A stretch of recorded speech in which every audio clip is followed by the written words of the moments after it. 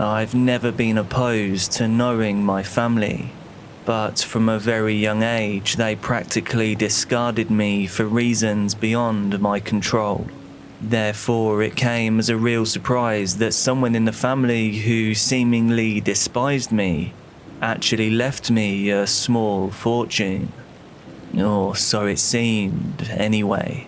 To quickly summarize the situation, my father was secretly married when he began entertaining my mother, and my mother was already 4 months pregnant by the time she finally found him out. Ultimately, my upbringing was less than ideal and rather lonely. The only good thing that came from my relation to my dad was a piece of large farmland in the rural southwest part of Colorado. It was left to me by a grandfather that I never even knew. My father's family was native, and some of them went kind of manic with stereotypical ideologies. The woods spoke to them. The very ground drew breaths. It had a heartbeat. They thought that every luck or mishap was credited to some ancient spirit, allegedly. From the moment I was able to speak, my mum warned me of their beliefs by imposing her own religion on me instead, but I don't think I ever believed any of it from either party, even though I persuaded my mum into thinking that I did. When news of my inheritance came, my mum wanted nothing to do with it. She insisted I just sell the land and put it all behind us. I, however, was just excited to move out there, to get away from the rush of city life, and honestly, to get away from my mum as well. I was still living with her at the time, and she was really conservative. I never had any space for a thought of my own.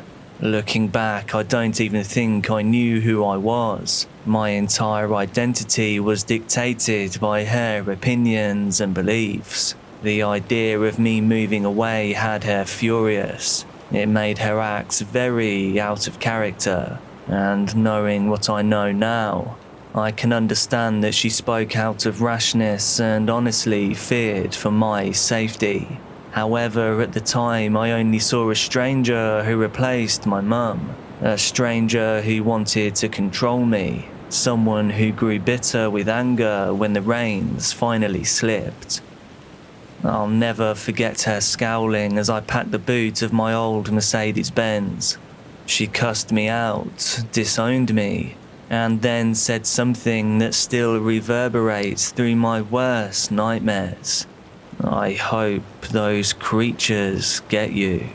I wanted to question her on it, but I did not want to cause any more arguments. I simply responded with silence. I set off on a 6-hour drive, ready for my new life. On my way there, I made many stops to freshen up and refuel the car, but the last stop before my destination started a long line of warnings that for some reason I didn't heed. The guy working on the counter was a typical 20-something-year-old man. He didn't look eager to help me. He just rang up my energy drink and stale gas station sandwich. Surprisingly, while we waited for his antique card machine to register my payment, he actually spoke up. "You're new." It was followed by half a smirk as he continued before I could answer. "Nobody here dares to be outside this late into the night." "Why is that?" I asked when the pay point finally started printing my receipt. "Just some old folks' tale. I wouldn't fuss over it." He didn't elaborate, and the tiresome look he gave me suggested that he wasn't about to continue talking, so I simply thanked him and left. After another short drive later, I arrived on the farm with the key in my hand. I was pretty foolhardy. I had literally no idea of what to expect. There were fields stretching for miles. A lone little wood cabin sat at the end of a wobbly dirt road. Accompanying the night sky were clouds heavy with rain. The entire atmosphere would have been extremely calming. If, that is, it wasn't for the shadow of a person standing in front of the window of the house. There wasn't a single reason I could think of for someone to be waiting for me, not out here. The closest neighbour, as far as I knew, was about 5 miles away. My grandfather was said to have lived here by himself, and he left the farm to me and me alone. But I was so out of my element that I didn't know what else to do other than just to proceed ahead. I pulled up and made my way to the front door. I felt a bit of excitement and definitely some angst. As I got out, I found that the door was completely off its hinges, resting against the frame. The shadow in the window had also vanished. I suppose any sane person probably would have turned around anyway, accepted the red flags and proceeded with a lot more caution than I did. However, in my exhausted and generally stupid state, I told myself that my eyes were just tired and it was dark and late. I must have just imagined seeing someone. I kind of convinced myself of that. So I moved the door aside before entering the dusty old place. The interior was equally broken, not a single light switch worked. I had to nearly drain the battery on my phone by using the flashlight to navigate around the living room area. 10 minutes into this impromptu house tour, I could see this place wasn't livable in its current state, not by a long shot. I didn't know the layout of the house. The floors were missing planks at random intervals. It felt pretty unsafe not being able to tell what occupied every unlit room I came to, and seeing that it was just past midnight, I decided to get back into my car. I made myself comfortable enough to fall asleep behind the wheel with the seat pulled back. Although I slept straight through to the next morning, I didn't really rest at all. My night was filled with constant dreams that overlapped each other without pause. At one point, I dreamt that my mum was standing right outside my car window. She was wearing a tattered gown and a hood pulled over her head to hide most of her features. She kind of looked like a witch as she dragged her hand across the window, scraping her nails across the glass to emit a piercing sound that jolted me awake. The chilly morning air greeted me, and I now felt much more confident exploring the farm. Yet I was rather disappointed to find that most of the rooms of the house were just filled with the same rotten furniture and some eerie decorations. The ornament that really stood out was a taxidermied crow. It really grossed me out. It had human-like eyes instead of the beady black orbs they were known for. I threw this work of art away immediately. And because I was practically now stuck here at my new home, I began scavenging for any salvageable items to make my new home more homely. Even with the overall weird vibe of the place, I was determined to make this work. Maybe I'm just too stubborn, and maybe I acted willfully ignorant to the fact that the farm was just downright creepy. I honestly don't know what gave me the courage to remain present for as long as I did. I was even making every effort to dismiss a strong feeling of being watched. This sensation was elevated more so in the daylight. I lasted a full day before encountering something that I couldn't rationalize, nor could I accept.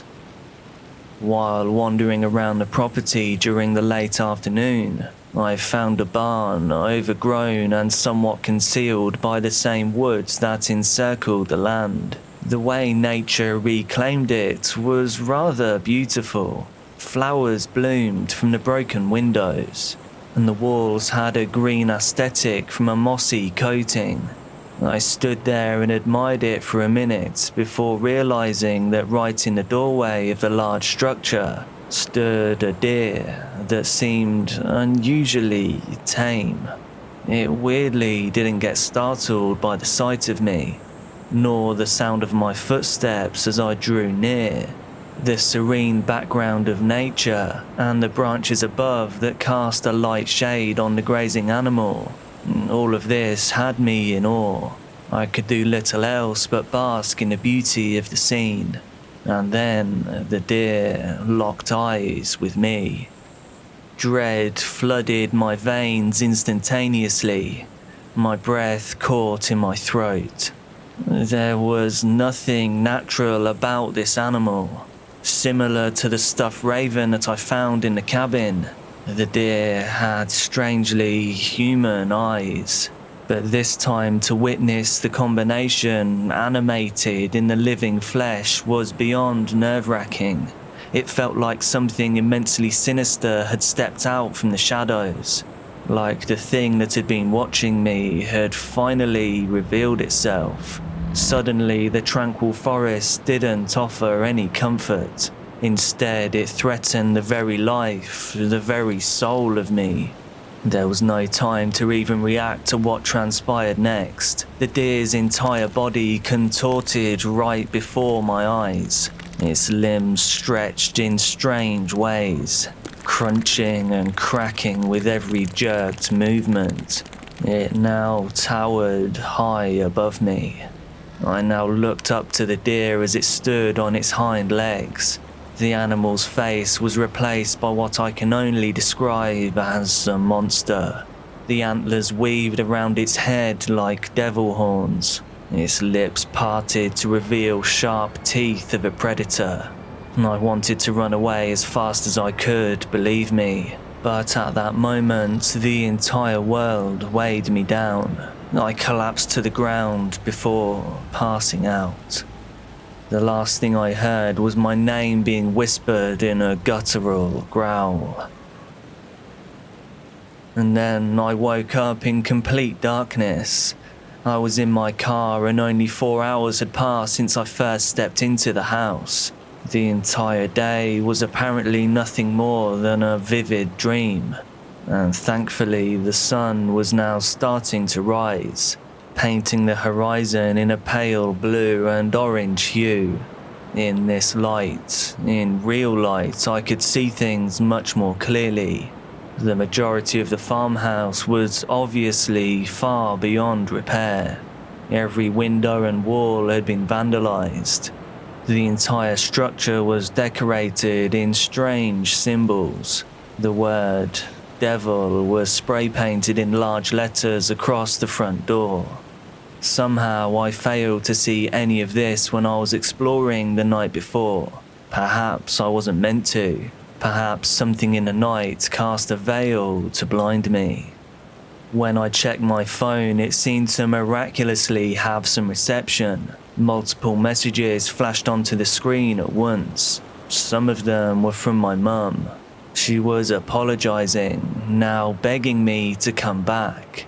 The other messages were from a few friends asking if I was alright. Apparently my mum had reached out to them in sheer desperation. As sad as it may sound, I truthfully never thought so many people would care if I just disappeared. And seeing their concerned text messages made me want to speed back home, return to my old life. I decided on the spot that I didn't need to move away to gain my independence. The long drive helped me to clear my head. It hit a reset that I so desperately needed. My mum was difficult, but not intolerable. Living with her didn't impress me as much as perhaps I initially thought it did. I was strangely fueled by the epiphany that my life was suddenly actually pretty great, at least in comparison to what a life on this farm would be. I started up the engine and headed down the dirt road. Halfway back, I spotted the roof of a barn nestled just off the side field, standing against the edge of a thick woodland. It looked strangely familiar. My stomach turned and I stepped down on the gas. I was eager to put more distance between myself and that rotting, decomposing little world. It's been years since then, and during bad times I can still recall the figure, motionless, just standing there as I sped away.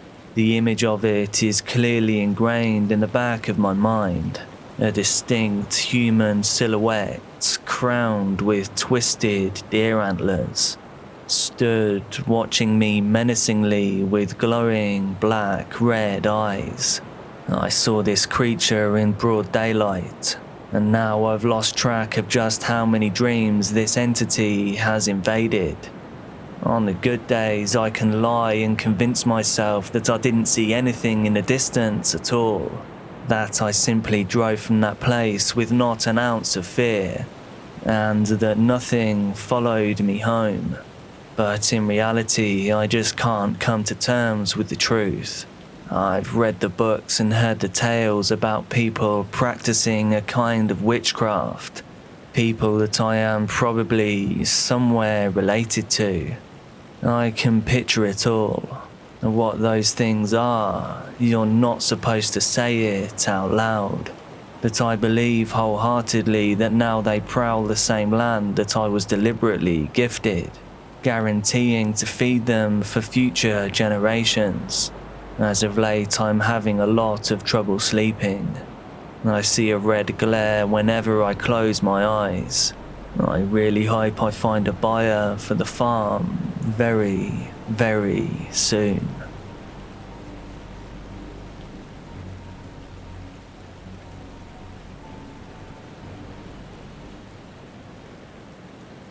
Some say you can only find a true spiritual retreat within the untouched wilderness itself.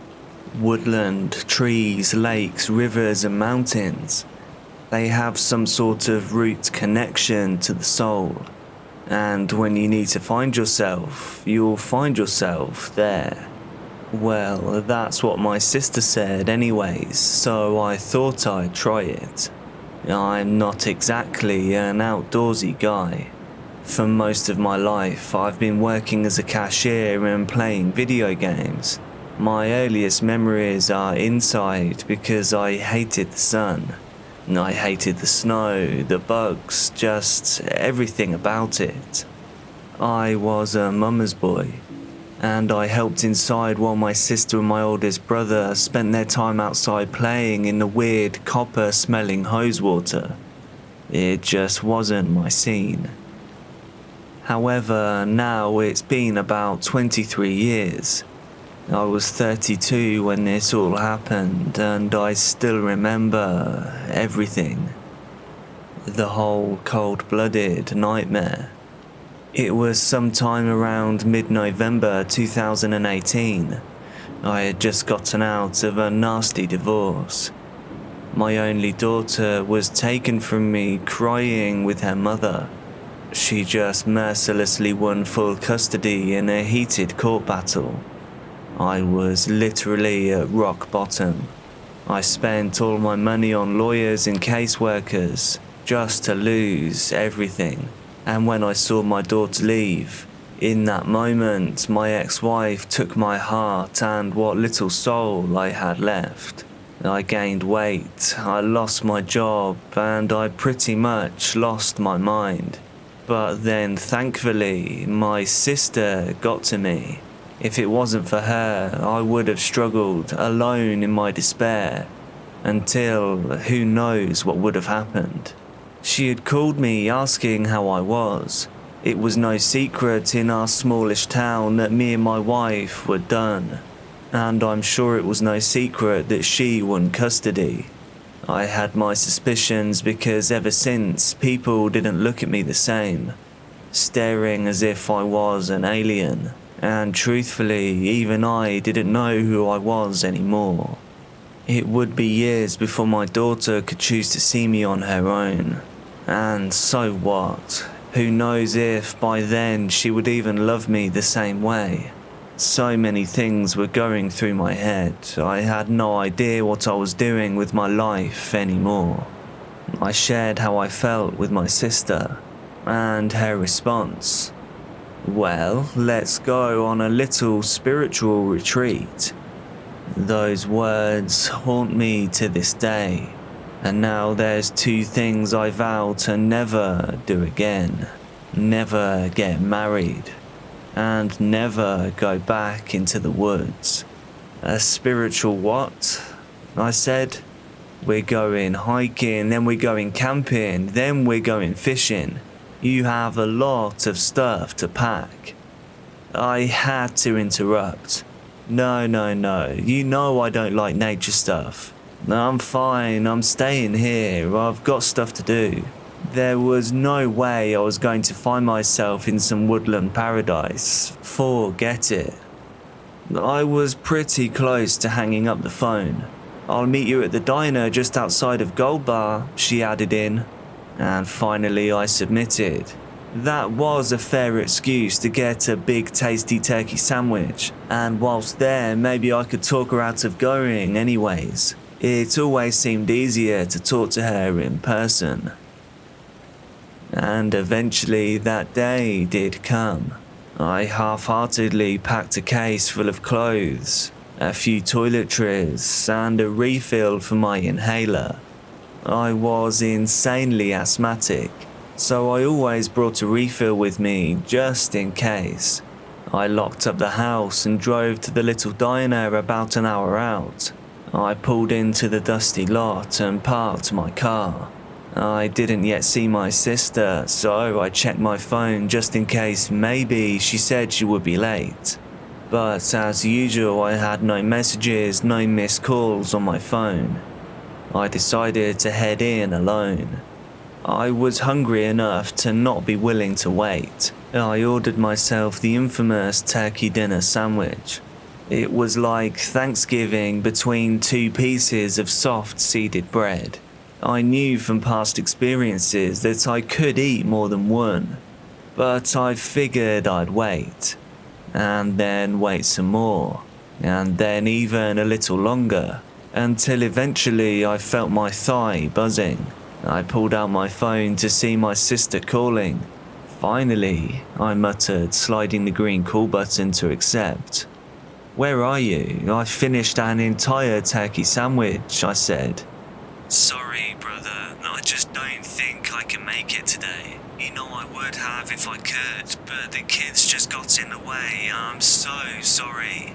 I'm not gonna lie, I did feel a little hurt, but I also felt a little relieved at the same time. No social interaction and no nature today. "Oh, that's fine, don't sweat it, sis. I'll go without you," I joked with her. We talked a bit more before we hung up and I paid for my sandwich. The little bell on the diner door rang as I headed out to the parking lot. I was walking back to my car. I've never been a superstitious guy, but I got this feeling about halfway back to the car that I was headed in the wrong direction. My heart was heavy, but something in me longed to follow through with this spiritual retreat, whether or not my sister was there. Maybe she would have just got in the way by talking too much anyway, and I had packed a somewhat normal bag of stuff. I had some non-outdoorsy clothes, a single pocket knife, bug spray and sunscreen. Oh, and obviously my inhaler refill. If I did decide to go, I'd just grab it out of the glove box. Yeah, I could survive a day or two, right? I figured I'd test the waters by taking a little hike that I knew about. At least it wasn't far from the diner. In fact, I could walk from here. Gold Bar is a pretty tiny town, hidden within the wooded evergreens of Washington state. The whole town is maybe half a mile long.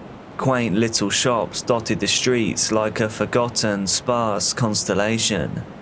Everyone knew everyone, and I'd grown up there. It was always so cold in the winters, and even in the hot summers it got chilly at night. In a way, part of me felt comfort from being there that day after all those years of preferring city life. I shivered, zipping up my jacket, locking my car, and before I knew it, I was off. Thankfully, since this town was small enough, I didn't mind leaving my car there at the diner or walking to the trailhead on foot. I figured it would be a good warm-up and a jaunt down memory lane. And it wasn't long before I was there. It felt different. I only have one memory of this place. My mom took me here when I was very, very young, and she held me close to her chest the entire time we were there. It was beautiful when I was there with her, but now it all feels darker, gloomier. Maybe it was just because it was starting to turn seasons. The trees were yellowy green. Some were starting to turn more of a rusty tone. The wind was bustling. Something in my body kind of warned me not to continue. I stared down the trailhead. The trees almost seemed winding and unwelcoming, but I had driven an hour to be here. Well, in honesty, I drove an hour for that turkey sandwich, but still. It was time to trust my sister and find myself. I started easy and slow, but eventually the terrain became more challenging and uphill. I could feel my bones and muscles moving in ways they hadn't in a long time. Or if I'm honest, hardly really ever. It did honestly feel pretty nice most of the way up. I didn't start to feel the burn or my asthma until I was about to reach the last rest area.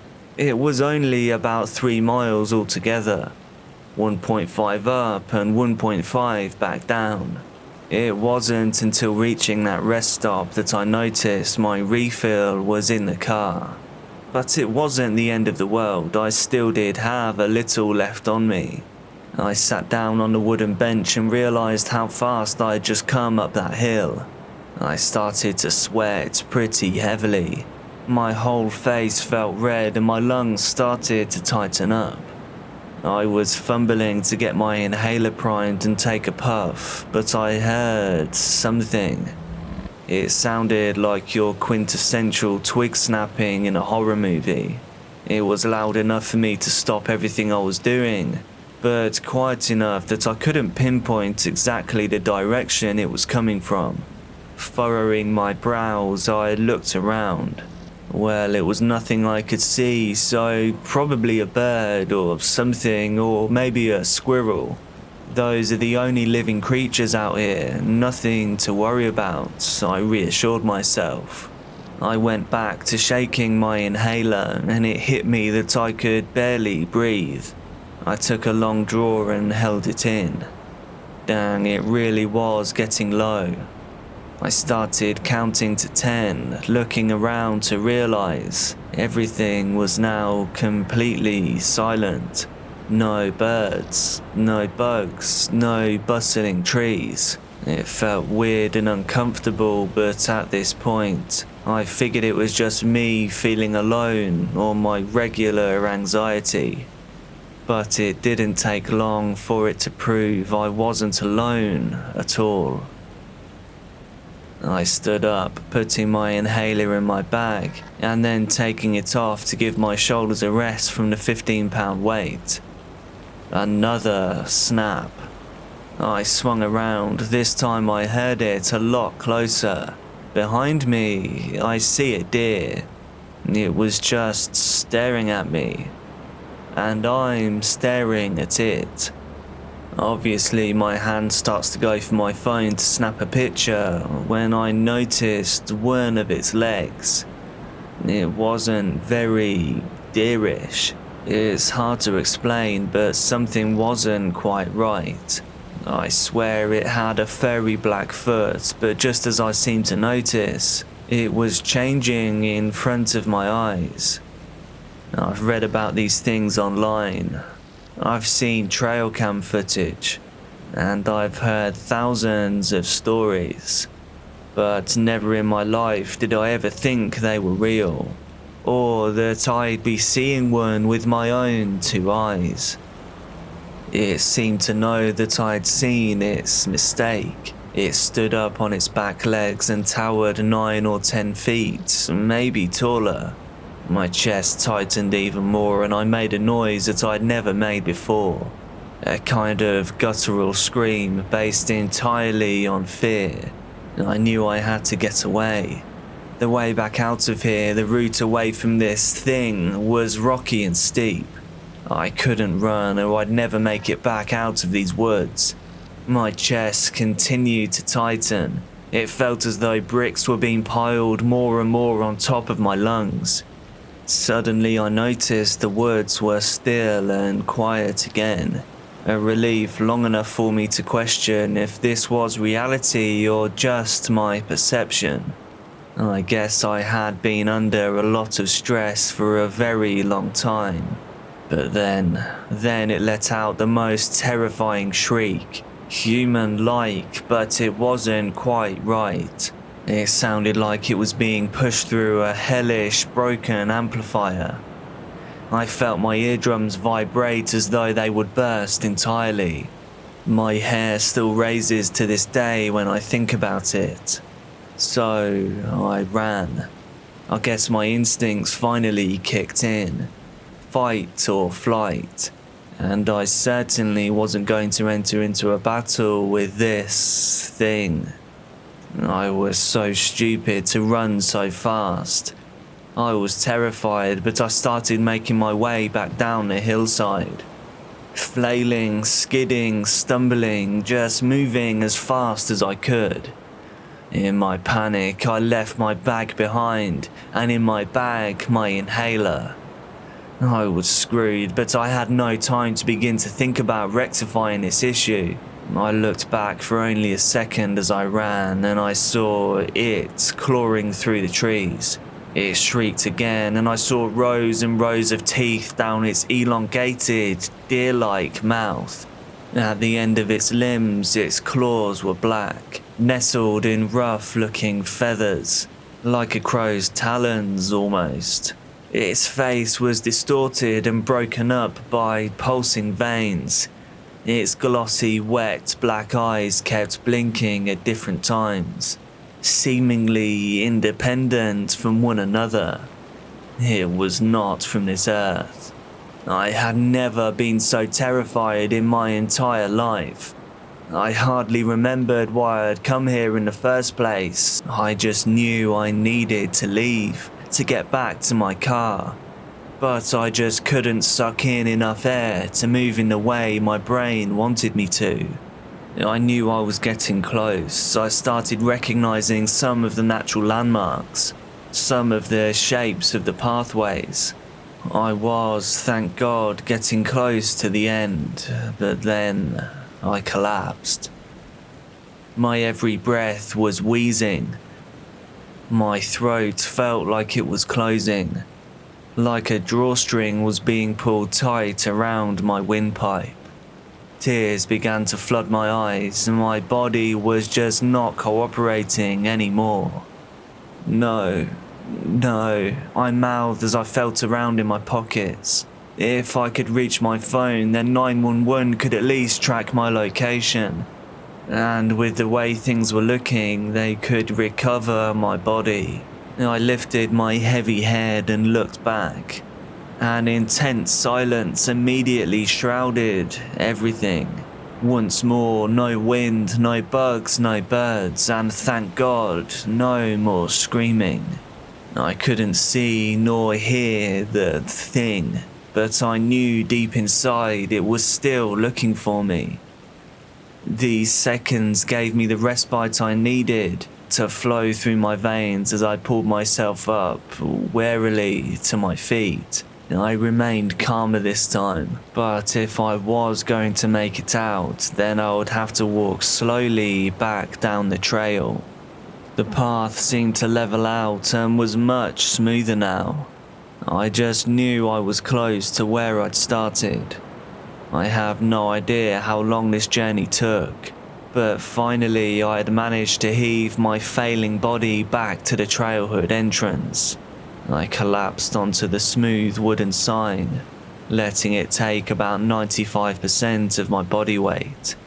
Relief began to slowly trickle into my mindset, flushing out a little of the panic that resided there. I turned back reluctantly to look behind me just to make sure. And there it was, staring at me from a short distance, perhaps 30 feet, dwelling in the dense tree line. It stood there in its deer form. It almost looked like it was mocking me with its calm beauty, a stark contrast to what I felt chasing after me through the woods. "What are you?" I managed to say, but I got no response. The thing seemed satisfied since it turned and walked away, heading back from where I had just fled from.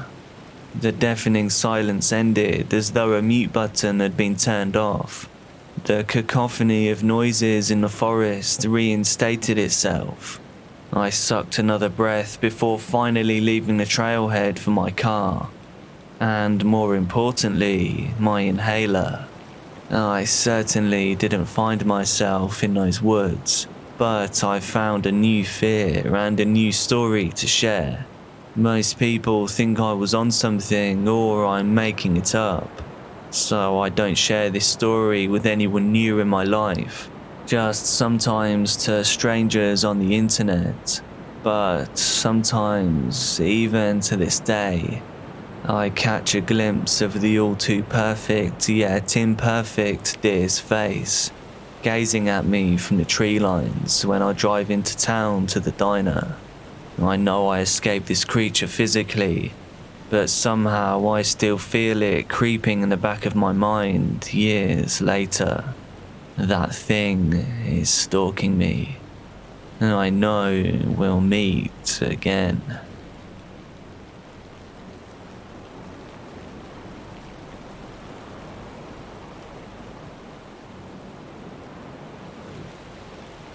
Eloise keeps talking to the walls at night.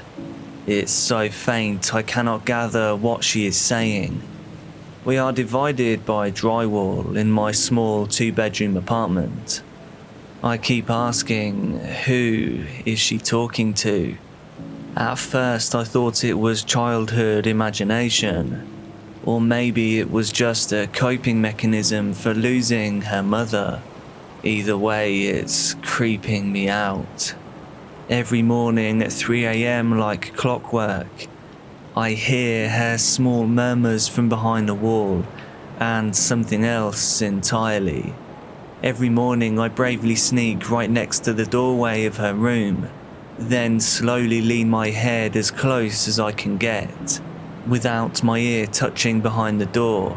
Then she stops talking, like someone or something tells her I'm listening to her words, listening to this strange conversation.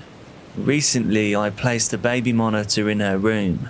Maybe I can put this whole thing to rest, and hopefully she can stop talking through the wall. I waited for 3 a.m. I turned on the monitor, pressing my ear against the speaker, acting as if my head leaning closer to the monitor would make any difference to what I heard. The voice of my daughter responded to something. It was like she was talking to someone, but the baby monitor was only picking up static. Eerily enough, the static replies every time that she stops whispering. It's like it's responding to her every question, if it's even questions that she's uttering. I finally made out a word from my daughter. "Why don't you trust Daddy?" she asked softly. It was like she didn't want me to hear her asking this question. She was so young and so naive. I knew this had to stop. Maybe hiding their remains in the drywall wasn't such a good idea after all. I turned off the baby monitor and waited silently. The faint murmurs from Eloise turned into silence. Dead silence. I placed my ear against the wall. I felt the cold of the plaster hit against my hot, flushed face. I didn't realize I had awoken in a hot sweat. I kept dreaming of something that would wake me up at this time. Every night I would hear my daughter's voice whispering through the walls, mocking me, taunting me. I couldn't remember what it was though. Then I heard scratching like something was digging inside the wall cavity. Was it just a rat? No, this sounded like fingernails scratching back and forth, over and over and over in a straight line. But I knew there was nothing but bones behind that wall. However, the scratching didn't sound like it was coming from the bedroom. I looked at my alarm clock that was placed on the bedside table. The time flashed in a green fluorescent light. It said 3 a.m. Why did I always feel so anxious at this time? Like something bad was going to happen. Maybe the alarm clock was just broken.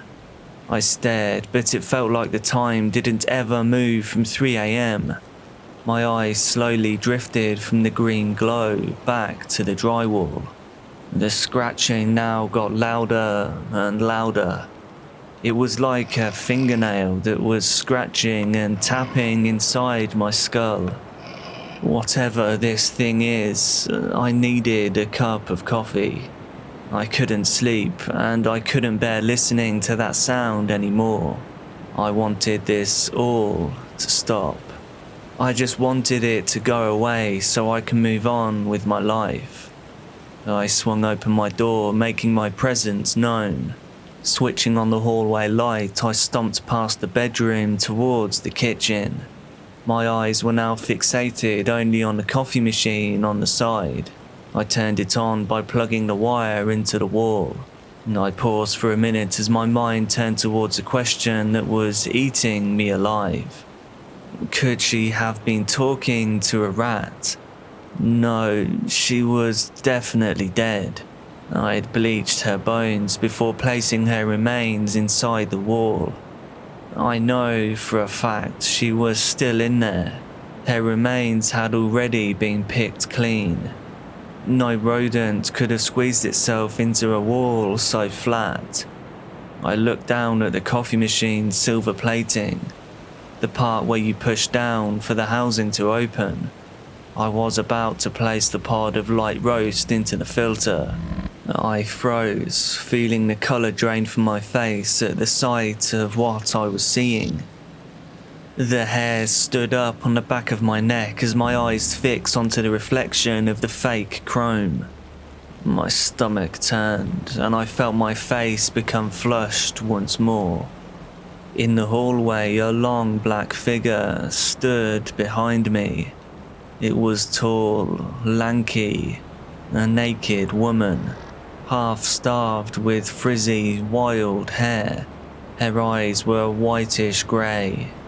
I had never seen this thing before. It definitely wasn't Athena, my dead wife. I grabbed a kitchen knife, the very same one that Athena tried to use on me for what I had done. As I turned around in that split second, the thing was gone from the hallway. Was I truly losing my mind? I started to chuckle at the thought of losing my sanity at long last. Then at the end of the hallway, past my bedroom, I started to hear the sound of water dripping in the bathroom faucet.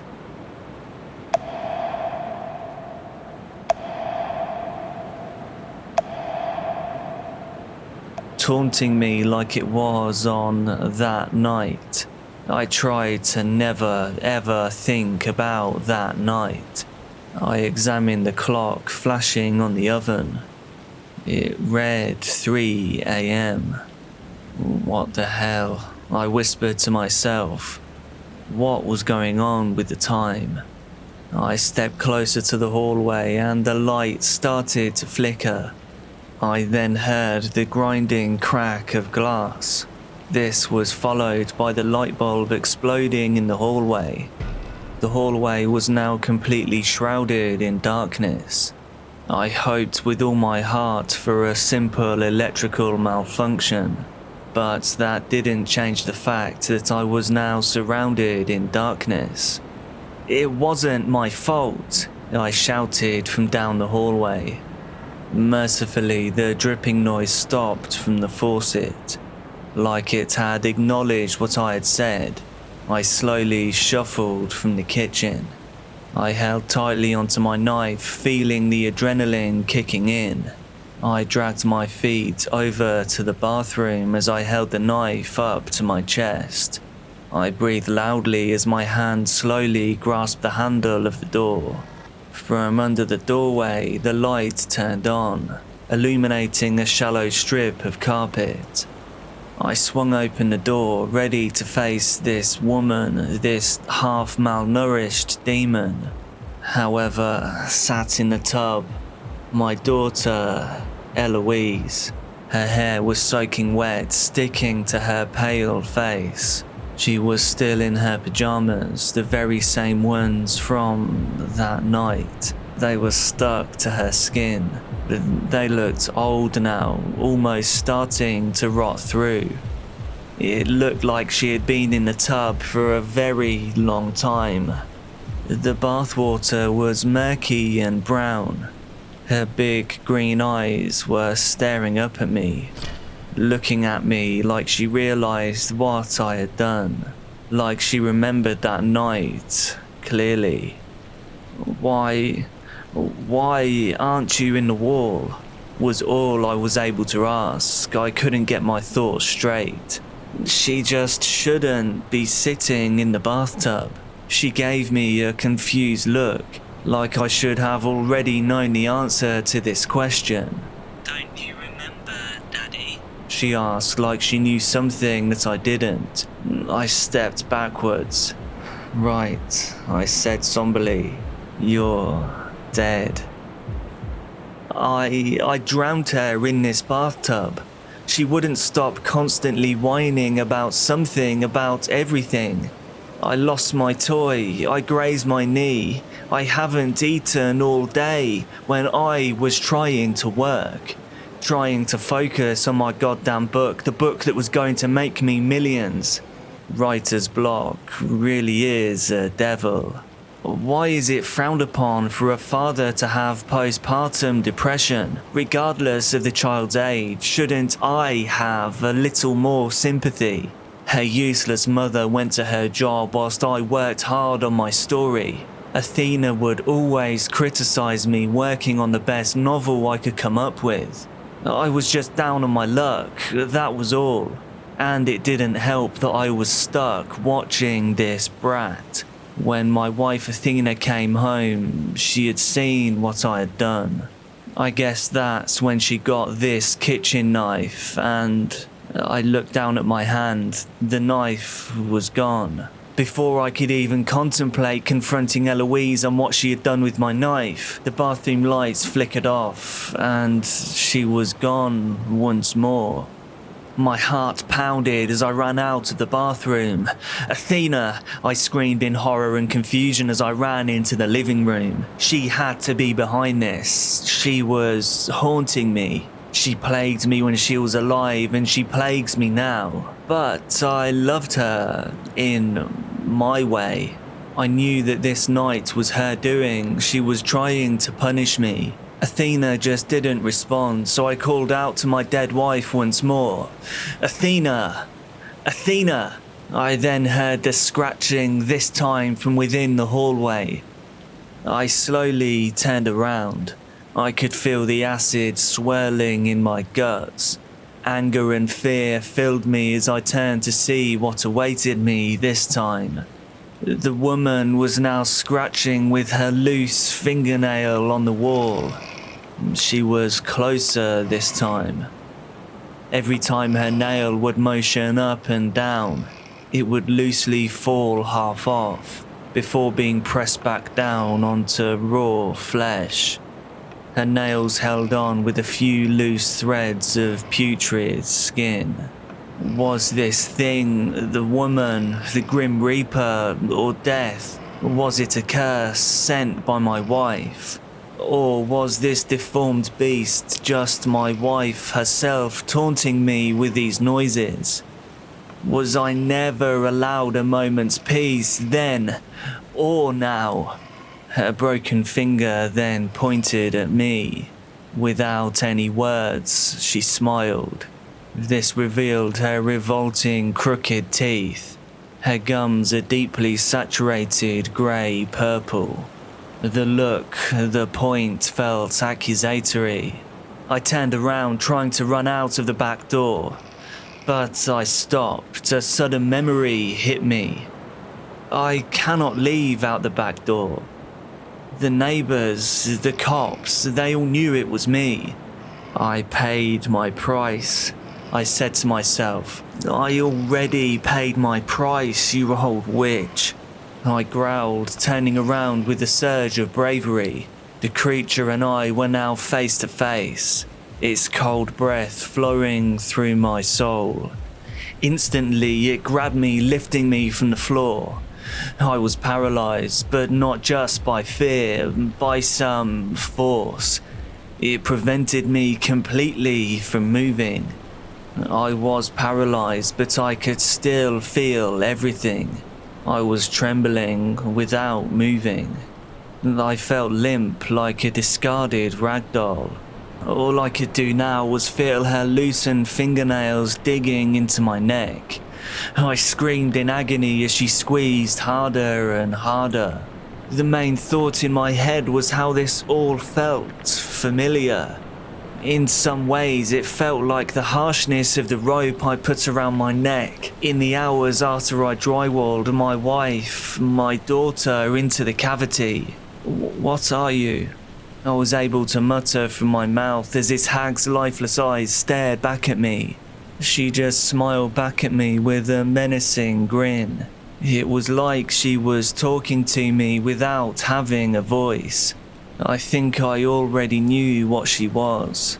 I just didn't want to admit that such a thing existed. But she wasn't anyone I knew, nor anyone I'd come across in my sorry lifetime. I don't think she was ever even born into this world. She was something much darker. Darker than anyone could fathom. Looking into her lifeless eyes told me exactly what she was without uttering a word. A new rush of fear flowed through me as she clenched harder and harder at my throat. She leaned in even closer, smiling as she licked her wrinkled lips with her decaying tongue. I was so close to her I could smell her icy breath. It reeked of rotten milk, iron and decay. Her teeth were jagged and uneven. I screamed in a manner I never even knew was possible. My vocal cords shredded as I exhaled. My scream trailed into merely a raspy flow of air. She leaned her face into mine. Her tongue forced its way down my throat. Her jagged, rock-like teeth hooked my tongue.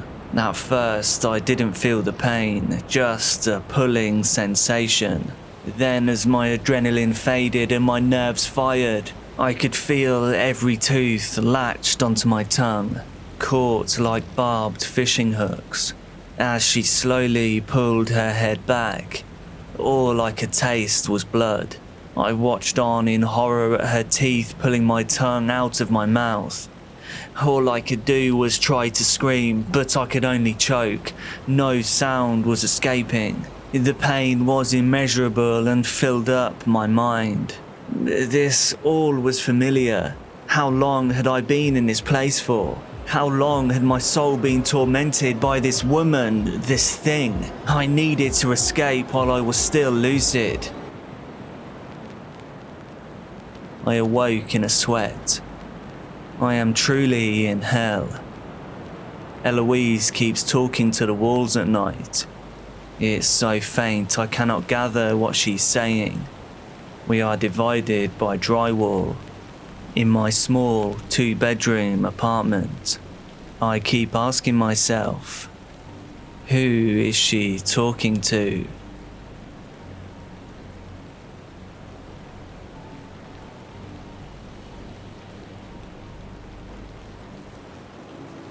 Don't go into to that blue room or the Jellybone Man will get you. 40 years later, as a fully grown man with kids of my own, those words should be easy to dismiss. They should be easy to shrug off and laugh at, or to simply ignore as a stupid childhood superstition. I should, all these years later, be able to see those words, that name and that character for what they really were. Just a spook story told by my grandmother to keep me and my sister in line. Those words shouldn't affect me, but they do. They do, because as much as my grandmother might not have meant to, she scared the living hell out of us.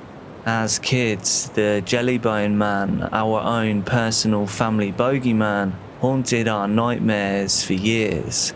Looked at now, it does seem sort of stupid. Even the name sounds more like a kid's cartoon than anything that would actually scare you. Yet there was, and still is, always something in the way that Granny said that name. The way she would twist her sinewed, knuckly hand into a thing that looked like a claw. Something in the way she would drag out the vowels so that the word seemed stretched and warped, becoming long and ill-made. Something about that final, unspecific threat. The Jellybone Man will get you. Granny never said what "get you" actually meant. I guess she didn't have to. We both already knew. It meant that given the chance, he'd drag us up to the blue room and feast upon our flesh. Whatever he actually was, one thing was for certain. He ate the meat of children. I should explain that according to my granny, the Jellybone Man lived in the blue room, a sort of attic space at the top of her terraced house. The room itself, which was basically a box room, was separated from the second floor, where the bathroom was, by a second flight of narrow, dimly lit stairs. It got its name from the fact that the inside walls, even the ceiling, had been painted entirely blue by the previous owner.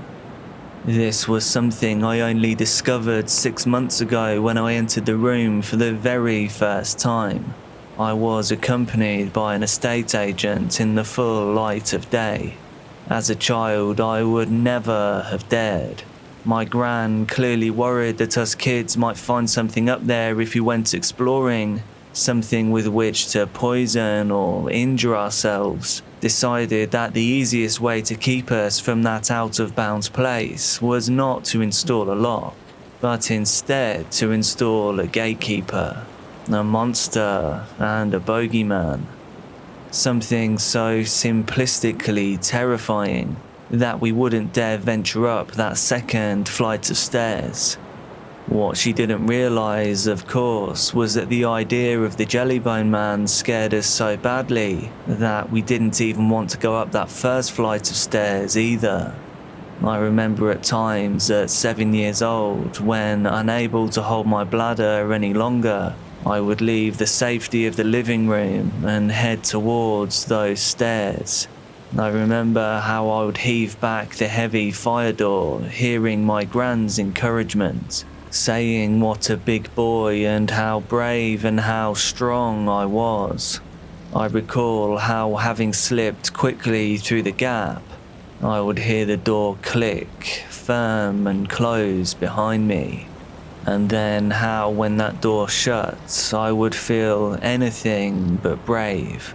Faced with the dark and cut off from the others, I would feel instead a wave of utter panic as I was left suddenly and awfully alone. Alone, that is, except for him. Before the door closed, the sounds and the safety of other people was still close. The hum and buzz of the half-muted TV was still there. The garbled chatter of my parents and gran talking about this subject or the other. and the faint sound of cars going by outside. All of those sounds were normal and safe. Once the door shut behind you though, everything was quiet. Everything was still. Suddenly, in the dim half-light cast by the single bulb, the whole world seemed to be made from hush, a muted place of silence and shadows, where at the top of those steep, narrow stairs, you knew that he, the Jellybone Man, was waiting. The stairs themselves were sealed in on two sides. Just the steps, the blank wall to your left and right, and a turn to the landing at the top. A blind corner leading down to the bathroom and around which you knew anything could be lurking. Often I would climb those stairs slowly, trying as best as I could not to make a sound. Desperate not to alert the predator waiting on the third floor that its prey was somewhere below. As I moved, I would listen. Listen so hard that my ears seemed to ache. Listening for the faintest whisper of movement, a shift or a brush of fabric. The sound of something crouching slowly in the shadows. A tacky click of moisture as the thing licked its lips. It's hard to explain, but that quiet, that hush was never quite silent. It was too full, too pregnant with potential to really be silence. Rather, it was almost silence. The awful, deliberate hush made by things that wait and watch. The sound made by predators. A complete and utter silence that still feels occupied. Rushing to the bathroom, I would sit on the pot, trying as best as I could to force out more quickly than it would come. Desperate to free myself from being pinned in one place. Frantic to escape and sprint as fast as I could back down those stairs, back to the door, to the living room, and to safety. Often I would rush back with my pants still half down, only 2/3 finished with the job, because I was just that scared. I hated having to sit there in that vulnerable position, where from my seat I could literally see the bottom step of that second flight. There across the landing, the second set of stairs that led up to the blue room, where the Jellybone Man was waiting. I just knew he was waiting for me. I remember I would sit there staring fixedly at that bottom step, at the tattered piece of carpet, the worn wooden banister, and at the shadows cast by the bathroom light. I remember I would pray that that shadow wouldn't move, certain that one day, from somewhere within that shadow, slender claws would slowly emerge as the Jellybone Man finally slunk down from the blue attic room. Precisely what the Jellybone Man was, I could never really say. Like most bogeymen used to frighten children, part of his power came from the fact that he had no definite shape. This monster couldn't be pinned down. He was at once nothing and everything, always indistinct. A dark shadow with talons and teeth. If pressed, I'd have said there was something melted about his appearance, as if his face were palsied or slack. I sometimes thought of a loose rubber mask, of pink-brown flesh beneath a hairless scalp, oozing over and dribbling down the cheeks, like the trickling mess of an undercooked egg, as if his face was made of wax beneath a blazing flame. I thought of a smile too wide for the face, stretched by the very number and enormity of the teeth. I also thought there was something vaguely hunched, slumped, bent or crooked about his movements, the way he slunk and crept. Where I got these ideas I couldn't really say, nor could I ever be more specific. Given a pen and paper, I doubt that either I or my sister would have been able to draw this creature, and yet we both knew what he was. He was the child eater up there in the dark. It was partly his shapeless nature, that amorphous blur that made him seem so real. That and the thoughtless way in which the adults confirmed his existence, even reinforcing the truth of his threats. Unlike the other monsters, the ones your parents said weren't real, the Jellybone Man concerningly got no such denial. Whilst your folks might tell you that the things in the movies were just men in masks, that the creature under your bed was just your imagination, or that the footsteps you heard was just a sound in the pipes, when it came to the Jellybone Man, they said no such thing. With him, the script was different. With him, they never doubted, all they did was warn. They did this in the same way they warned you not to go into the road, not to pet stray dogs or go too close to the fire. He was a real danger. The only monster your parents admitted was real. When I think about it now, that would be enough. Enough for me to still feel a small pang of fear whenever thinking of those words. A hangover from those childhood terrors. But for me, it's more than that. Around 6 months ago, my grandmother died. She outlived my parents, who tragically died in a car accident when I was still in my teens. She had decided to leave what little she had in the world to her grandchildren. So, along with some precious but meagre savings and a few sentimental items, my sister and I inherited her old terraced house. The house where, on the 3rd floor, the blue room was still presumably standing.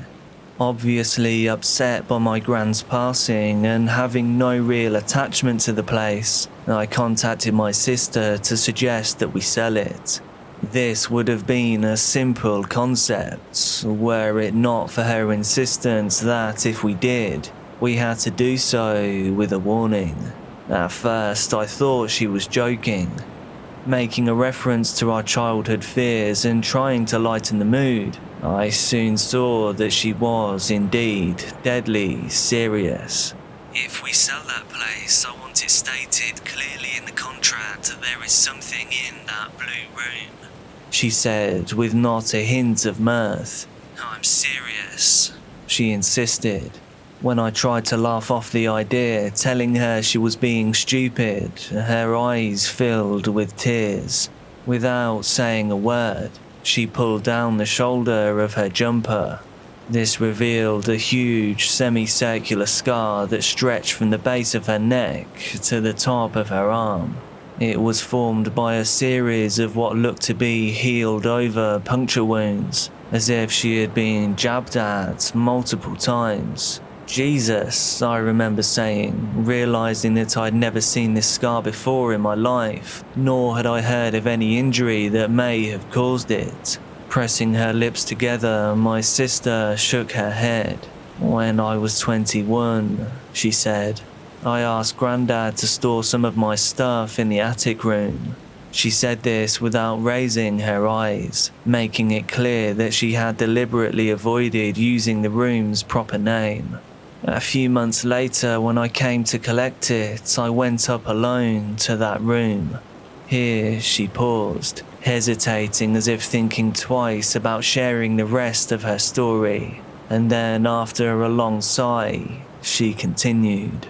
It's daft, but even then, after all those years, I was still scared. I went up, really slowly, and when it came time to go in, I actually thought about calling down for Grandad to come up and help me, but I didn't. In the end, I told myself I was just being stupid. I walked in to get my stuff. The light switch was broken, so I left the door open to get some light from the corridor, but she stopped and reaching across the table, gripping my arm so tightly that the next day the skin was bruised. Something moved up there, and I swear on my kids' lives, something in the corner of that room moved. I don't know what it was, but it sort of tumbled towards me. I tried to turn away and get out of the room and back down the stairs. But I just felt this pain, like a clamp on my back, and I tripped forward and fell. They all said that I hurt my shoulder in the fall, that I must have just caught it on the banister, or on a nail or something, but tell me those marks don't look like... Again, she paused, as if teetering on the very edge of the point she didn't really want to make. Tell me they don't look like teeth, like a bite mark from a mouth, but I don't know, too wide. If you really want to sell the place, fine, but I really think you need to put something in the agreement. Something to just, I don't know, just to let them know. And that was the last time we ever spoke about that house. I put it on the market a month later and sold it a month after that. A few weeks later, I sent my sister her half of the money. She never asked whether I put that note in the contract, and I never told her that I didn't. And that should have been all. I should at that point have been able to forget all about those stupid childhood fears, the Jellybone Man and his blue room. It should have been forgotten, but it wasn't. A few weeks ago, I met my estate agent on the high street. We said hello, and after a few pleasantries, he mentioned the old house that he'd sold for me and my sister. He said that the new owners were very happy in the place, that they were a young couple in their mid-20s, and that they had started complete renovations. He also said that they had plans to start a family. According to what I've been told, that blue room at the top of the house is soon to become a nursery. Something about that revelation made my blood run cold. The idea has haunted me ever since. The thought of a baby resting in its cot, whilst clawed, slender fingers creep slowly towards its face. So disturbed was I by the idea that I did think about calling the couple, thinking that maybe I could tell them about the room, about the story and why they should maybe put the child somewhere else. I probably would have called them too, had someone not called me first. At first the line was dead with only the sound of shallow breathing, but then a voice I can only describe as sounding wet could be heard on the other end. First it chuckled in a horrible mocking laugh. Then came those awful words. Don't dare go up in the blue room, or the Jellybone Man will get you. After the caller hung up, a long silence followed. A silence that went on for a very, very long time.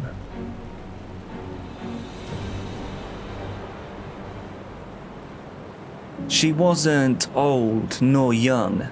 There were some lines below her eyes to suggest her age, but it didn't steal away from her beauty. Maybe it was her piercing gaze. Those cold blue eyes likely could see past the face of anyone. Perhaps the bright red hair made her memorable, locks upon locks of crimson curls lining her slender neck. Or was it just the fact that she had no other features nor limbs to behold? That is what made the image of this woman truly unforgettable.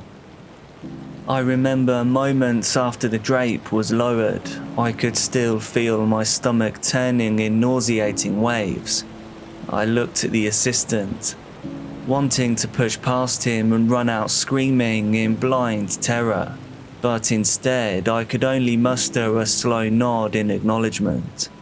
It was a brief moment, yet it sent the whole world spinning. My thoughts refused to come out as words as I stepped back in utter disgust. The mortician's assistant merely sighed. He guided me to the outside hallway. I think we were both wondering exactly why I requested a viewing. The woman was a stranger to me, a poor casualty of Nevada's wildlife. Even though I had been the one to stumble across the deceased woman, the second glimpse of her in the clear light of the hospital morgue was somehow worse than finding her for the first time on the dark, muddied ground, covered in leaves and branches. I was just 16 at the time and had never seen anything so horrifying, so tragic. My parents still profusely apologized for what I was exposed to, but I don't blame them one single bit.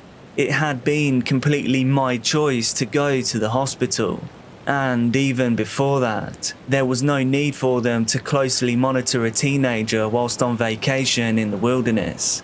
Needless to say, the incident put an abrupt end to my family's traditional camping trips. An unfortunate but necessary consequence.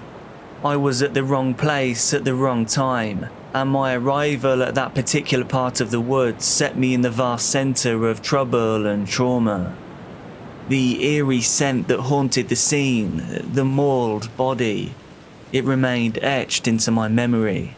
It tainted my dreams and ultimately moulded me to the person that I am today. Seeing the woman again didn't bring the closure that I was hoping for, but it instilled a fierce desire within me to protect others from the predators hidden in nature. And now, nearly a decade later, I routinely patrolled the highway and the suburbs surrounding the area in which I made the gruesome discovery. And thankfully I haven't come across anything that could even slightly compare since. However, for my own safety and for that of other people, I will refrain from disclosing my title and my exact location. I don't want anybody to go out there and dig around places best left alone. If I had my way, every acre of woods in America would be walled up high, sealed to keep the wilderness, the wild animals within. There's just no reason for people to be messing around in the home of wild animals, and I personally never wanted to set foot on a campsite again. But I came to realize that this fear was spurred by what I went through, and nature itself wasn't bad, although it could be dangerous. And after all, nature was within us all. And then 2 years ago, one of my old high school friends, Derek, reached out to me to arrange a small reunion. Seeing as our college choices separated our group of friends across states, this was a highly anticipated meetup after all these years. Without discussing it with me first, Derek took the liberty of calling up nature reserves in my area. He was checking the availability of camping spots and their general facilities. I was annoyed, though I didn't protest. I instead took it as the perfect opportunity to face my fears.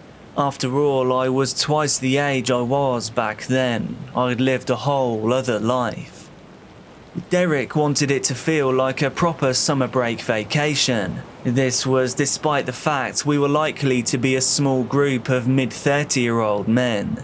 And not a week later, I had what seemed like the entirety of my senior class darken my doorstep. And despite my skepticism about the trip, everyone's excitement was contagious. And actually, I was looking forward to a break away, an escape from my often anxiety-driven habits of normality. Derek had booked a spot in the densely wooded mountains of Jarbidge, and so we all made the short road trip. The drive to the campsite took only around 40 minutes. Derek's Ford Ranger was loaded with passengers. It was crammed with gear and cooler boxes while 3 extra vehicles trailed behind him.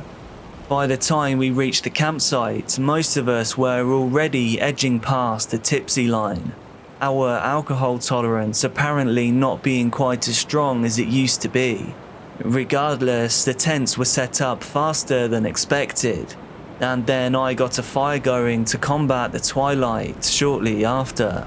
One of the women, a wife of one of my old friends, someone I didn't really know, worked as a dog trainer and brought along 2 German Shepherd puppies. They were easily the highlight of the evening.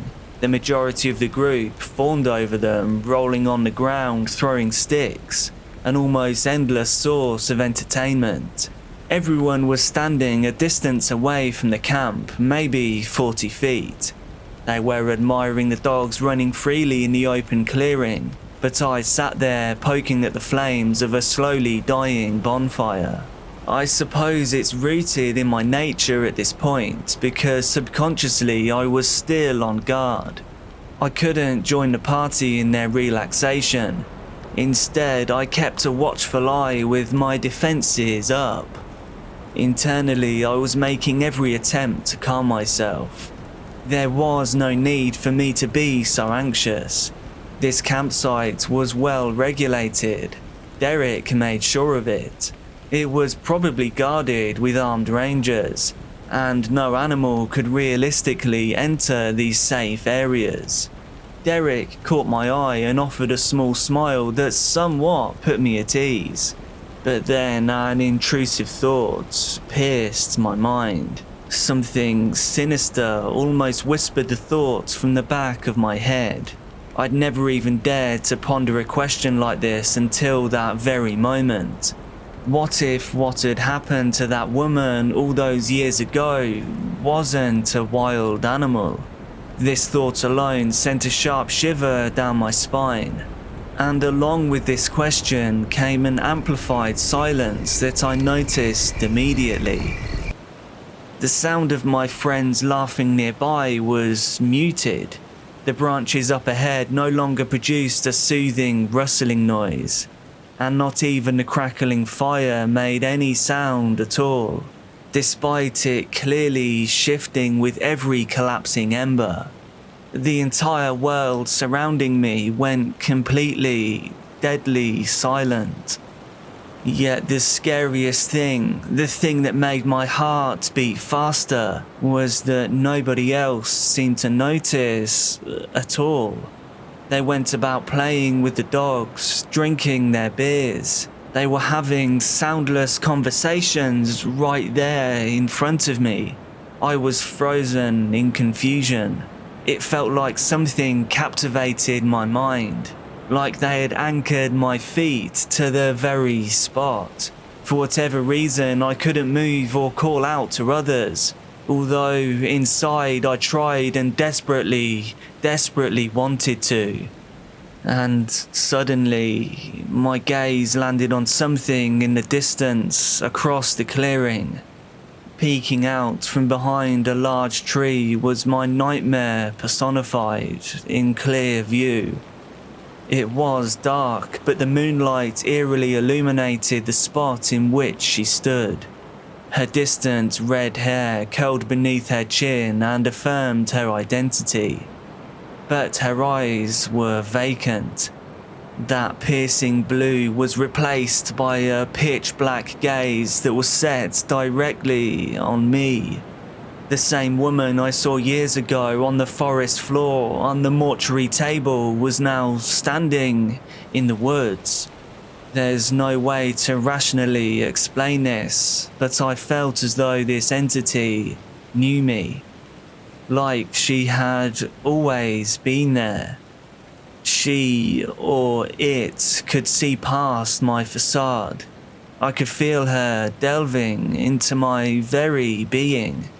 The essence of me, my soul, felt vulnerable.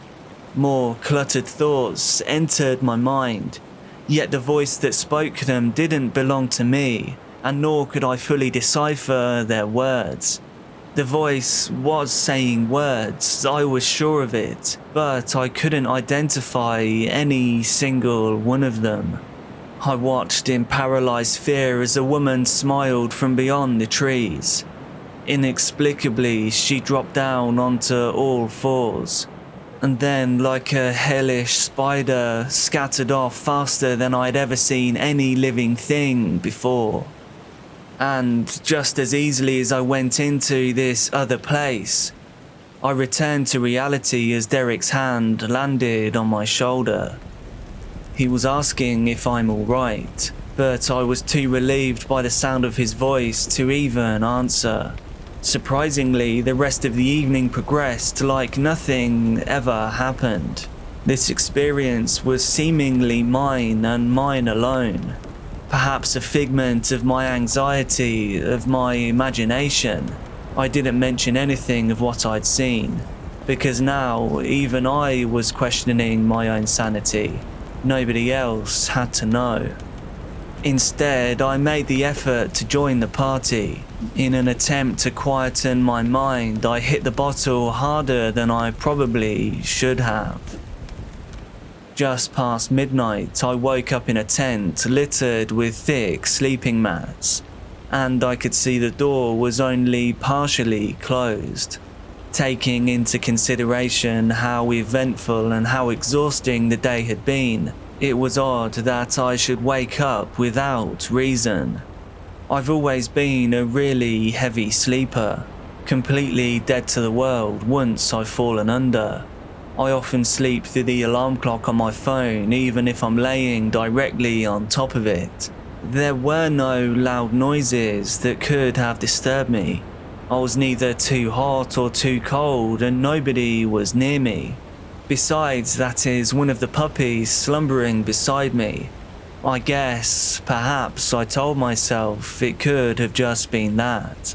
I decided to just close my eyes and try to fall back to sleep. But I heard something from outside that made me sit bolt upright. There's nothing out here, Sam. It was Derek speaking to me. It sounded like he was whispering right outside the door. I did remember seeing him before I went to bed. He was completely out of it, sitting slumped in a camping chair while still clutching his drink. So I figured out he was calling to me because he probably just woken up. And it would make sense if he couldn't find his way to his sleeping bag. That would make sense. He was pretty far gone last time I saw him. And Derek indeed responded. He called my name again and again. Sam. Sam. Sam. Sam. Sam. Each repetition grew louder before he said again, There's nothing out here. This time I couldn't shake the feeling that his words had an undertone that just didn't sit right. They were kind of slurred, like I expected them to be due to his state. But they weren't quite spoken in a drunken haze. It was more like some kind of animalistic growl echoed in his voice. As soon as I realized something was very, very wrong, a hand appeared in the open slit of the tent door. The fingers were slender and sickly pale. It looked human, but something wasn't right. There was no hair, there were no intricate lines on the knuckles. The nails were clean but almost blackened. The veins in the hand protruded in a multitude of muted colours.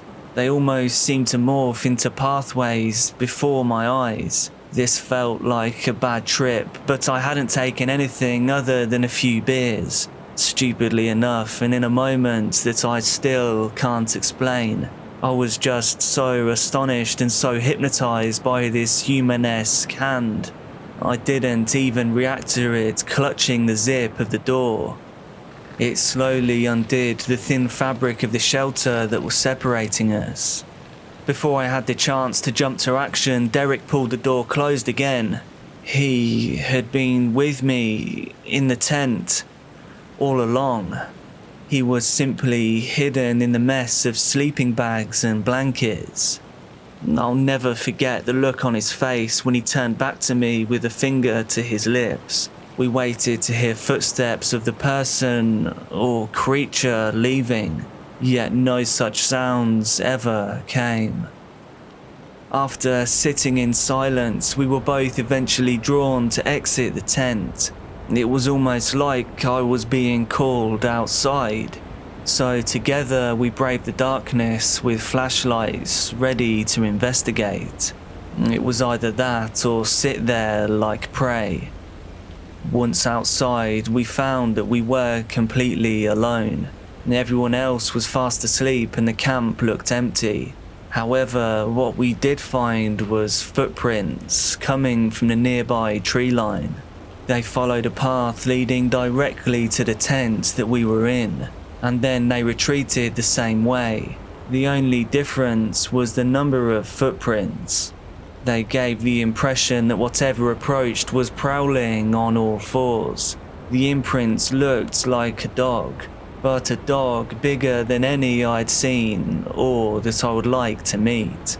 But for some reason, as it approached the camp, it began walking on only 2 legs. We returned to the tent. Nobody else had stirred, not even the puppies. It was like we were in our own separate world. I didn't sleep, and I don't think Derek did either. I lay staring at the canvas over my head. Its hue slowly turned a warmer orange from the nighttime's dim but harsh white-blue light. And then slowly everyone started getting up. I heard tent zips, footsteps and birdsong. Chatter and laughs began to emanate from around the dwindling fire. I tried to pretend I was okay, and Derek, I could tell, was doing the same. We all packed down, loaded the cars, and then we were out of there.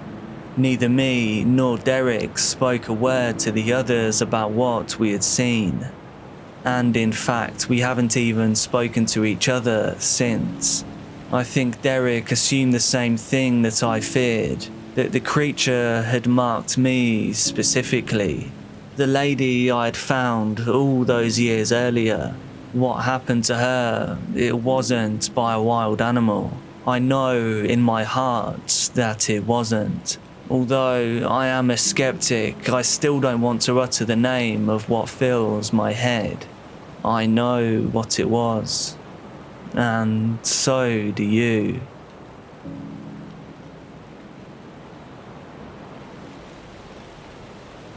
I rubbed my bloodshot eyes and took a swig from my lukewarm 2-litre cola. Wriggling around in my chair, I tried to dull the oncoming butt pain.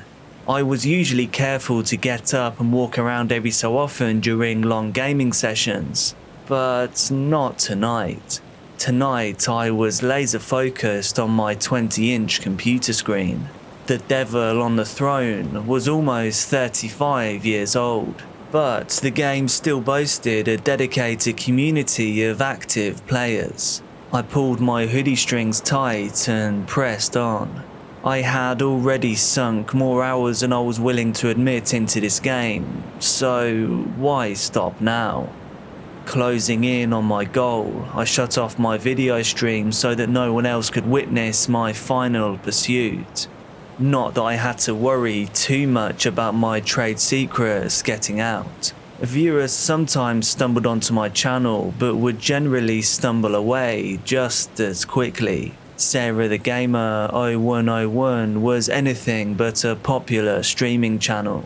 I admit I wasn't the most entertaining girl streaming content on the internet. Sitting silently, grinding away at an old game, and occasionally stuffing my face with a handful of Doritos. It was actually quite pitiful. The warrior character that I controlled in the game continued to work his way through the long, pixelated tunnel. I had input the complicated digging command so many times that my fingers practically moved without instruction from my brain. Together, the community of gamers had found several numbers hidden in the game. The general feeling was that these numbers, when combined, would provide coordinates to something important in the real world. Believing I was on the path to be the first to find the last numbers, I had sunk nearly 40 hours over the last 3 days and nights into grinding away at that tunnel, chipping away at the wall towards the spot that I believed would reveal the digits. Just when I thought my eyes would quit on me, it happened. The warrior's axe plunged through the last of the little grey pixels, and I advanced onto the next screen. They were there. I had all the numbers I needed. I hurriedly threw a beat-up backpack full of snacks into my rusty Civic, and then I sped away from my apartment. The coordinates revealed a location that was roughly 3 hours away. I'd been up all night gaming and couldn't wait to find out what these coordinates would reveal. So with extra large coffee in hand, I was on my way before the sun had come up. Opening up my podcast app, I selected the retro gaming podcast, Retroverse. The host was a bore and his coverage of games was pretty rudimentary. However, as it happened, that week he was hosting a retrospective on The Devil on the Throne. I turned it on, skipping the cheesy intro song. Hello everyone, this is Retroverse and I'm your host, Alex Matthews. Now to start, I'm a little out of sorts this week. My cat bit me and then I had to take it. Get on with it, I muttered. Arrogant podcasters thinking every little event in their lives was a shareable moment. I smashed the fast forward button. Annoying Alex continued after the time skip. Now me and the cat are back on good terms. Okay, to the topic at hand. Today we're going to discuss a classic 2D side-scrolling dungeon crawler, The Devil on the Throne, and its creator, Pierre Drouin. Can you believe it? This game turns 35 years old next week. It's almost as old as me. And let me tell you, I am getting old. You know, I didn't meet my wife on a dating site. I met her on a carbon dating site. I understandably considered shutting off the podcast as the host chuckled at his own lame joke, but I pushed on. Anyways, this classic game is the story of a young warrior's quest to slay the titular devil who kidnaps the warrior's soon-to-be wife. A simple yet personal story for the game's creator. Here's a clip taken from an interview with Drouin during the game's development. Drouin's voice faded in, soft and shaky. This has been a difficult process for me. My personal life was a wreck when I started this game. So my mind was all over the place. Sometimes artists are at their most creative when they're at their worst personally though, right? I don't want to get too deep into that, but I'll just say this. Charlotte, if you're listening, I still love you and I did this for you. Alex's voice came back on. Heartbreaking stuff. Drouin was, of course, referring to his wife, Charlotte, who he reported had run off with another man right before he came up with the idea for the game. Nothing that he released later on ever touched the popularity of The Devil on the Throne, a game which he created almost single-handedly. The game still has an active community of players, but it's more than just nostalgia driving these gamers. There's a persistent rumour that an undiscovered Easter egg remains in the game. It is believed that Drouin, being the isolated eccentric that he is, will sign the rights to his gaming company onto whoever discovers that Easter egg. I pressed down harder on the gas. In a few hours I would know exactly what I'd worked so hard for. I grabbed my backpack, stepped out of my car and into a dense forest. The GPS indicated that my destination was a few hundred feet off of the dirt road where my car sat along the shoulder. All I saw were trees, but it wasn't like I was going to stop now. As I stomped over crunchy leaves and fragile twigs and neared the marker on my GPS, I grew nervous. What if it was all just part of a bigger game? What if it led to nothing? only a few feet from the supposed destination, and still seeing nothing but pointy branches and poison ivy. Gloom rushed through me. Tears welled in my eyes as I thought of all those wasted hours. Thunk. I was standing on something. I stepped back and dropped down to my hands and knees. It was a large, square piece of plywood, and there was a circular brass handle on it. Grabbing the handle without thinking, I pulled. The wood flung back and I shrieked when I almost tumbled headfirst into the large hole that the plywood concealed. I tried to use my phone's flashlight to see into the hole, but it was no use. The only thing that was clearly visible was the ladder leading down into the unknown. Carefully pulling myself onto the ladder, I descended. About 30 feet down, there was an abrupt jolt of hard concrete under my feet. I tried the phone flashlight again. Still not able to see much, I simply started walking the only way that I could. I continued down what seemed to be a narrow tunnel that led in only one direction. Still pointing my useless flashlight around this way and that, trying to catch a glimpse of anything. Somehow though, I knew this was the right way. Just like the game, a tunnel to my goal. Then I saw something just a few feet in front of me. Inching forward, I swung my hands out in front of me until I caught hold of a smooth, circular object. I held the flashlight closer. I was touching a skull. The skull now sat on my passenger seat, smiling back at me. I had inspected it without fear, guessing that it was just another part of this drawn-out, twisted game. And I'd found what I anticipated. Another clue. Another set of coordinates, in full this time, were written very carefully across its teeth. It was but a short drive from where I was. 25 minutes later, I was at the next destination. The crumbling driveway of a dilapidated red brick bungalow. Weeds had overtaken the front yard and some of the windows were haphazardly boarded up. It looked as if it had been abandoned for years. Another clue, or was this the end? Grabbing the skull from the passenger seat, I walked up to the front door. As I stepped onto the porch, I was startled as the door swung open before I could knock. Long, wispy grey hair and an untidy beard could not disguise the man underneath. It was Pierre Drouin. I tried to speak. Hi, I'm... Sarah the gamer, I won. He interrupted me, referring to my streaming channel username. You know my channel? Of course I do. I've been following the search for the coordinates to this thing. He said as he grabbed the skull from my hands. For a long time. Startled, I stepped back. I had a feeling it might be you who showed up at my door. He continued. I must say though, you don't have a very interesting channel. Just sitting there with your hood up, plugging away, silently. Who wants to watch that? This hurt to hear from someone I respected so much, but it was true. The tone of his voice was almost angry, as if he had hoped it would be someone else who found him. Well, don't just stand there. Come in, he said, gently guiding me inside.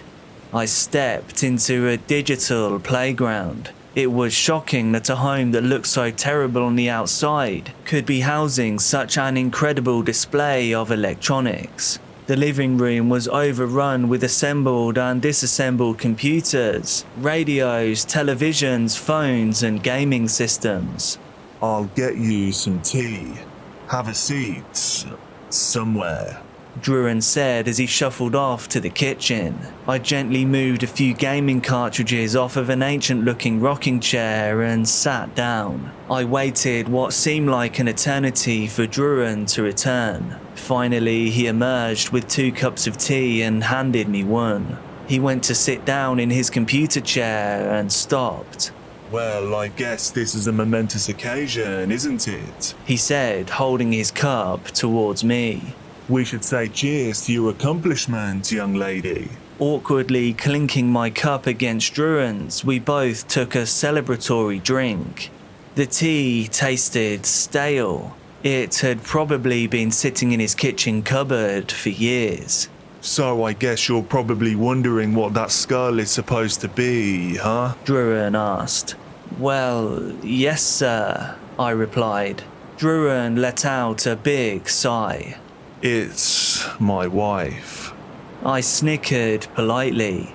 He must be joking. He seemed to read my mind. I know you think I'm joking, but I only wish that were the case. That dirty was cheating on me with someone from my own company, no less. I didn't know Druan, but if this was a joke, he was one hell of an actor. I guess this was my confession, so to speak. He continued. I killed her right before I made the game. Guilty conscience, I guess. It's nice to finally admit it though. To get it out. But I thought she ran off on you. I spoke quietly, not wanting to set him off. Now I was starting to panic, subtly looking around for possible escape routes. She did try to run, but she didn't get very far. He muttered, shaking his head. His voice suddenly took a tone of anger. I wasn't going to jail for this. I started to shake. I'm sorry if I frightened you, Druan said, his voice taking on a more relaxed tone. As I'm sure you've guessed, the warrior in the game is not my stand-in. I'm The devil, I said shakily, not looking at him. Yes. And unfortunately, the devil's deeds are often misunderstood, even if he has a very good reason for them. He pointed at the tea sitting beside me and said without emotion, Like poisoning your tea. My hands flung up to my mouth as I yelped. What? Druan held up a hand as if to calm me. I poisoned mine too. Don't worry. I confessed. I feel released of this burden that I've been carrying, and I go down, legacy intact. I started to feel lightheaded, but why poison me too? Druan cocked his head, seemingly confused by the question. You're the only person who knows what I did. I can't have you telling anyone. Are you dense?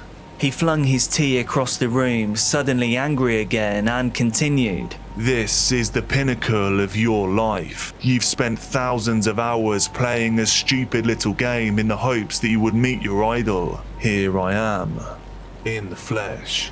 You got to share an experience with me that no one else ever will. People will probably think we made a pact or something, that we had some sort of special relationship. Not bad for you. Head heavy, I dropped forward off the chair. I mustered enough strength to look at Druan one last time as my vision began to blur and narrow. A final tunnel to move down. It's all right, young lady. I heard Druan whisper. To die with me is to die a legend.